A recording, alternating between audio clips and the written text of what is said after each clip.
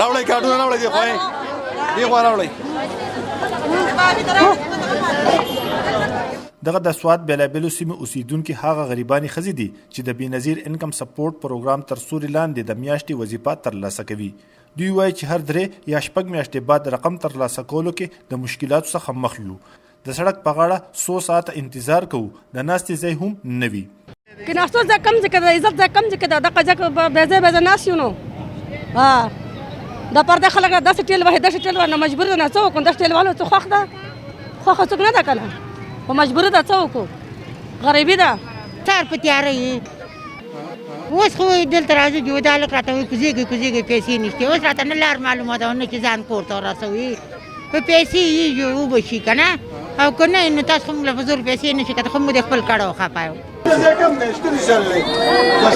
بعض د لرې لرې ځایونو څخه ورغلي ښځې وایي چې بیا ورځو، کله راته وایي شناختي کارډ مو ټیک نه دی، کله وایي د ګوتې چاپ مو سمون نه لري. دوی د کور ډېرې ستونزې هم په دغه 15,000 روپو کم شي. د سهار نه به دا ټولې زنانه راغلي دي، دوی پیسې دغه ځای کې د لقسته وایي دروغ وایي که نه وایي دا ششتم وران دی، ششتم نه دی وران خو دا پیسې دوی ځان لغستې دي. ښه دوی ځان لکه د زنانه یاستې په دې لار کې ودرولي دي په دې روډ کې دا ښه خبره نه ده.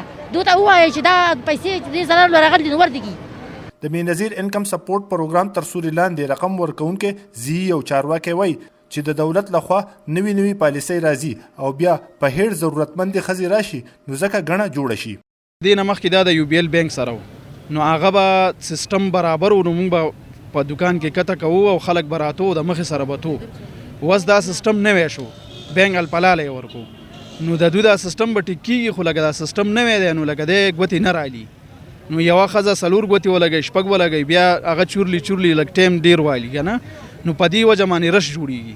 ضعیف ولس او رقم ترلاسه کوونکې ښځې د دولت څخه او رقم ورکوونکو څخه غوښتنې کوي چې دوی ته دې په درناوي سره دغه رقم ورکړي او د ناستې او ترتیب لپاره دې د رقم ورکولو ځایونه پراخه کړي. نیاز احمد خان، مشال ریډیو، سوات.